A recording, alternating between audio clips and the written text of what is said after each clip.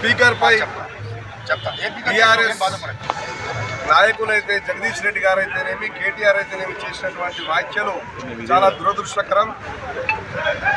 15 నెలలుగా ఒక దళిత స్పీకర్ గారు ఒక హూందాతోని సభను గతంలో ఎన్నడూ లేని విధంగా అన్ని పక్షాలకు అవకాశం ఇస్తూ ఒక పారదర్శకతతోని మరి ఈరోజు సభను నడిపిస్తున్నారు. యావత్ తెలంగాణ ప్రజానీకం 10 సంవత్సరాలు తెలంగాణ ప్రభుత్వంలో టీఆర్ఎస్ ప్రభుత్వం చూసింది. ఏ విధంగా అణచివేతకి గురి చేసిరు, అన్ని వ్యవస్థలను నిర్వీర్యం చేసిరు, శాసనసభని నిర్వీర్యం చేసిరు, పోలీస్ వ్యవస్థను నిర్వీర్యం చేసిరు, జ్యుడిషియరీని నిర్వీర్యం చేసిరు.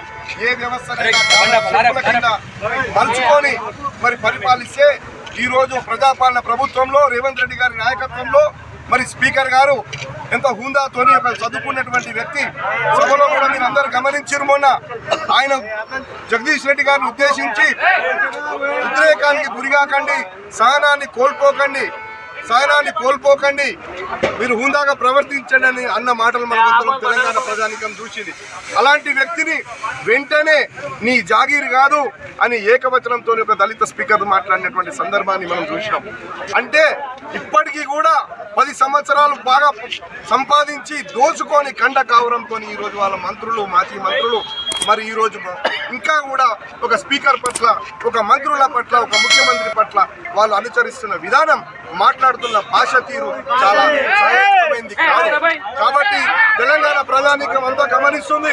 ఖచ్చితంగా వీళ్ళకు శిక్ష వేయడానికి సిద్ధంగా ఉంది. మీ అహంకారానికే మరి పరాకాష్ఠం ఉన్న మీరు మీ అహంకారాన్ని చూసామన్న మిమ్మల్ని గద్దెదించు. మళ్ళీ మీరు ఇంకా కూడా మారలేదంటే తెలంగాణ ప్రజానీకం సహించదు. ఖచ్చితంగా వచ్చే రోజుల్లో మళ్ళీ మీకు బుద్ధి చెప్తారు, అసెంబ్లీ నుంచి కూడా తరిమేస్తారు. కాబట్టి జగదీష్ రెడ్డి ఖబర్దార్, నీ నోరు అదుపులో పెట్టుకో. తెలంగాణ ప్రజానీకం ఊరుకోదు, రేవంత్ రెడ్డి గారు అసలే ఊరుకోరు.